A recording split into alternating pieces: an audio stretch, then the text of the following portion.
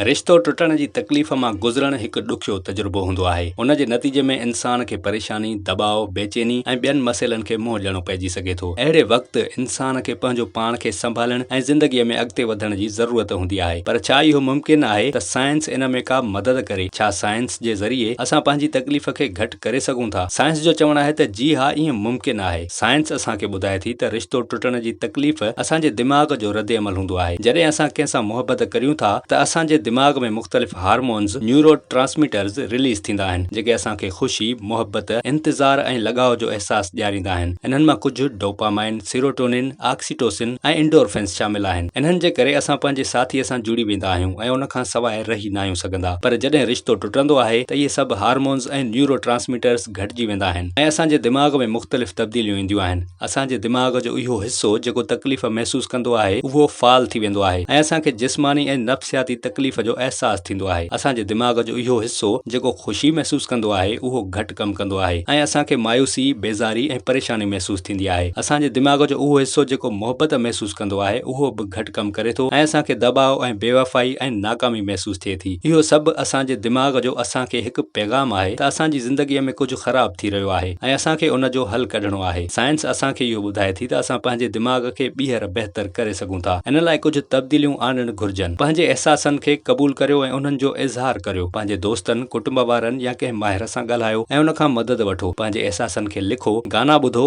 ऐं भली रोई ॾियो। का ॿी शइ करियो जेका अव्हांखे आराम ॾिए थी। पंहिंजो पाण खे मसरूफ़ रखो। पंहिंजे शौक़, तालीम या ॿी कंहिं शइ में दिलचस्पी पैदा करियो ऐं उन ते वक़्तु लॻायो। पंहिंजो पाण खे नयूं शयूं सेखारण जी कोशिशि करियो। नवनि माण्हुनि सां मिलण ऐं नवां मौक़िया ॻोल्हण जी कोशिशि करियो। पंहिंजी सिहत जो ख़्यालु रखो। सही मिक़दार ऐं सही वक़्त ते खाधो खाओ ऐं जिस्मानी वर्ज़िश कंदा रहो।